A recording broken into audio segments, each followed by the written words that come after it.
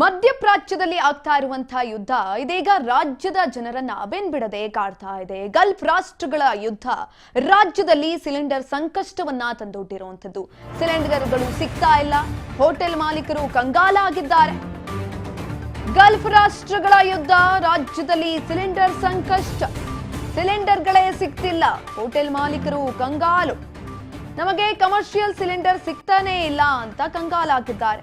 ಸದ್ಯದ ಪರಿಸ್ಥಿತಿಯಲ್ಲಿ ಹೋಟೆಲ್ ನಡೆಸೋದು ಕಷ್ಟ ಆಗಿದೆ.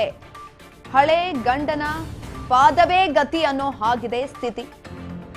ಹೊಗೆಗೆ ಇಲ್ಲ, ಸೌದೆ ಒಲೆಯೂ ಈಗ ಪರ್ಯಾಯ ಮಾರ್ಗ ಆಗಿರುವಂಥದ್ದು. ಸಾಂಪ್ರದಾಯಿಕ ಸೌದೆ ಅಡುಗೆಯತ್ತ ಹೋಟೆಲ್ ಮಾಲೀಕರು ಮುಂದಾಗ್ತಿದ್ದಾರೆ.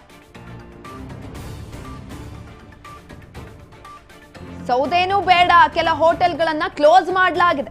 ಸಿಲಿಂಡರ್ಗಳು ಸಿಗ್ತಾ ಇಲ್ಲ, ಹೋಟೆಲ್ ಮಾಲೀಕರು ಕಂಗಾಲಾಗಿರುವಂಥದ್ದು. ನಮಗೆ ಕಮರ್ಷಿಯಲ್ ಸಿಲಿಂಡರ್ ಸಿಗ್ತಾನೇ ಇಲ್ಲ ಅಂತ ಹೇಳ್ತಿದ್ದಾರೆ. ಹಾಗಾಗಿ ಹೋಟೆಲ್ಗಳನ್ನೇ ಬಂದ್ ಮಾಡ್ತಿದ್ದಾರೆ. ಸದ್ಯದ ಪರಿಸ್ಥಿತಿಯಲ್ಲಿ ಹೋಟೆಲ್ ನಡೆಸೋದು ಕಷ್ಟವಾಗಿದೆ. ಹಳೆ ಗಂಡನ ಪಾದವೇ ಗತಿ ಅನ್ನೋ ಹಾಗಿದೆ ಸ್ಥಿತಿ. ಸದ್ಯದ ಪರಿಸ್ಥಿತಿ ಹಂಗಾಗಿರುವಂಥದ್ದು. ಸೌದೆ ಒಲೆಯೇ ಈಗ ಪರ್ಯಾಯ ಮಾರ್ಗ.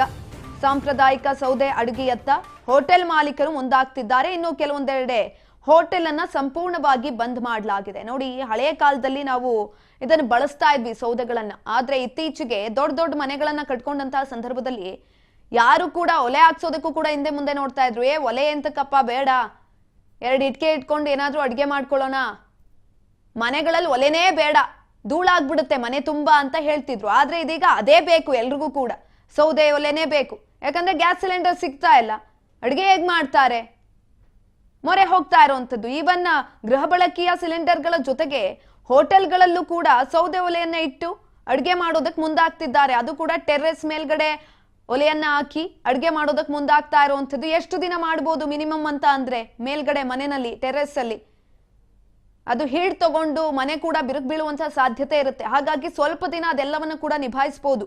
ತದನಂತರ ಗ್ಯಾಸ್ ಸಿಲಿಂಡರ್ಗಳು ಬೇಕೇ ಬೇಕಾಗುತ್ತೆ. ಎಲ್ಲವೂ ಕೂಡ ತಾತ್ಕಾಲಿಕವಾಗಿ ಬಳಸಬಹುದು.